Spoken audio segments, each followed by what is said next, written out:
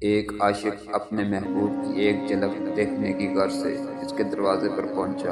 دستک دید، اندر سے آواز آئی، کون ہے؟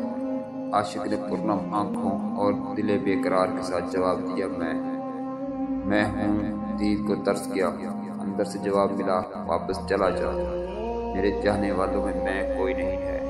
ابھی تیری آواز سے غرور اور تکبر کی بو آتی ہے، تجھ میں انا باقی ہے، جا کچھ عرصہ اور ہجر و فراق کی آگ میں چل۔